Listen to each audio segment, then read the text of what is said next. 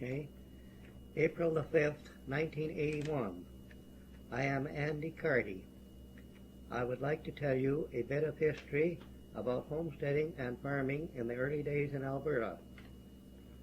I was born at Lacombe, Alberta, April the 8th, 1912, oldest son of a family of 10 children, born to Mundo Carty and Lucy Carty, née Lucy Miller. After my folks farming at Lacombe until the spring of 1920, we moved to DeVille, Alberta, where Dad had purchased a farm. Okay? We lived on this farm until 1932, when the Depression hit.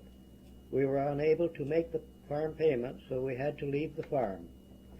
We had heard about the wonderful homesteads to be had at Topland, Alberta. So in February 1932, Dad and myself set out for Topland to find a homestead. The road between Clyde and Westlock was drifted full of snow, so traffic was moving through the farmers' fields.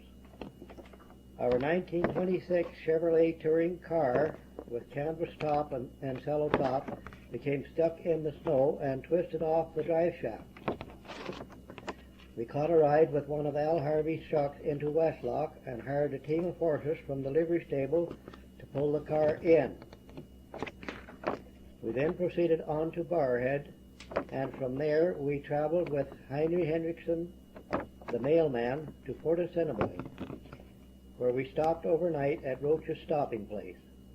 The following day we proceeded to Topland and waded through snow knee-deep to look at several homesteads. After deciding on the old Papineau homestead and spending the night at Jack Gillis's, Dad and I returned to Westlock, at which time our car was repaired. We paid the bill, approximately $25, and returned home to DeVille. A few days later, Mother, Dad, and I drove to Edmonton and filed on this homestead, which cost $10.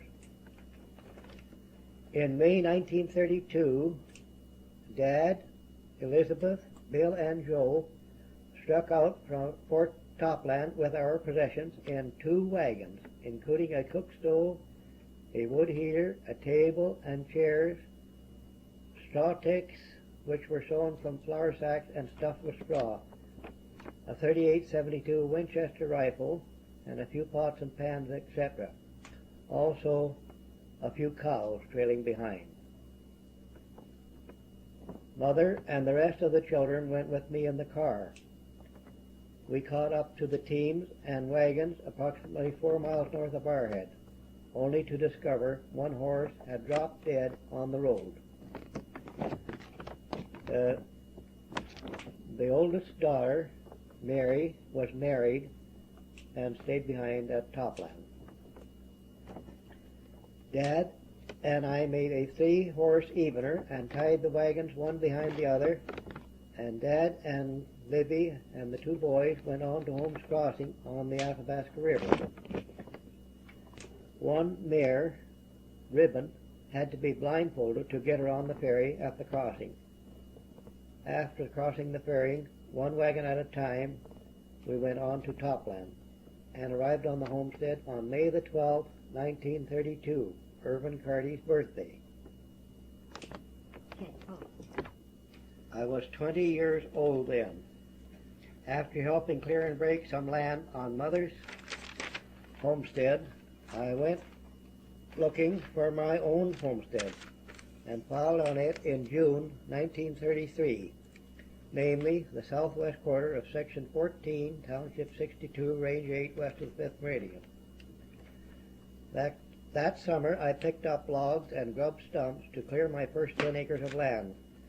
Then I worked 6 weeks for George Bloom to pay him for breaking this land. The following year, Bert Davison put the crop in for me because I didn't have any machinery of my own.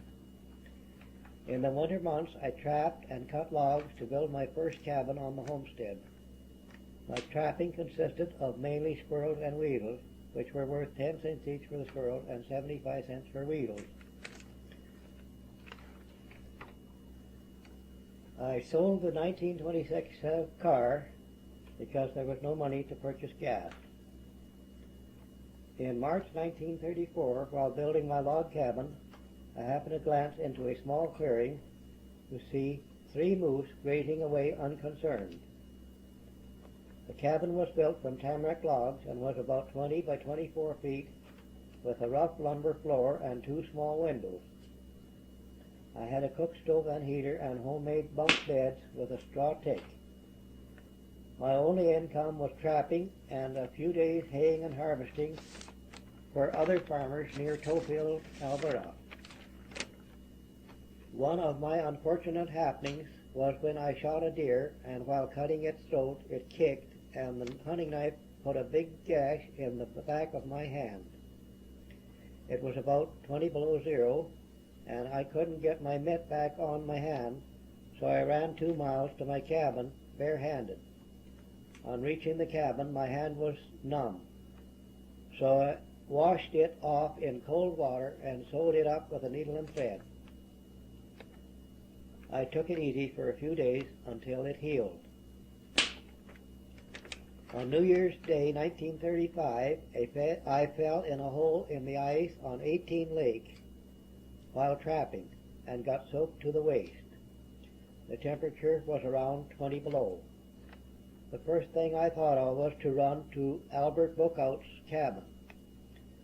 When I got there, his cabin was locked, so I ran another mile to Ed Swartfigger's. He at once carried a wash tub of water, and I got into it and thawed my boots and socks off. I was none the worse off for it.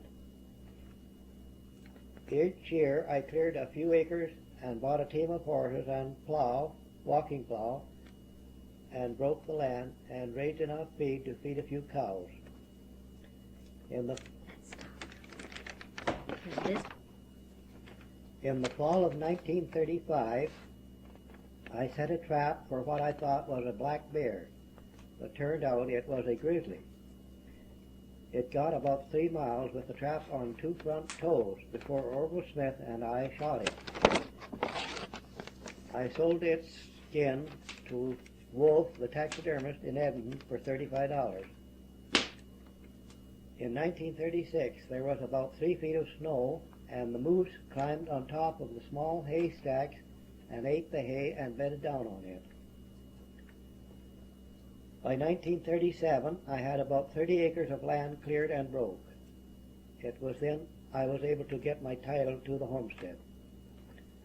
If I remember correctly, a 100-pound sack of flour cost from $3 to $4. 10 pounds of sugar was about 75 cents. In the spring of 1937, I started a small store on Bert Davison's farm.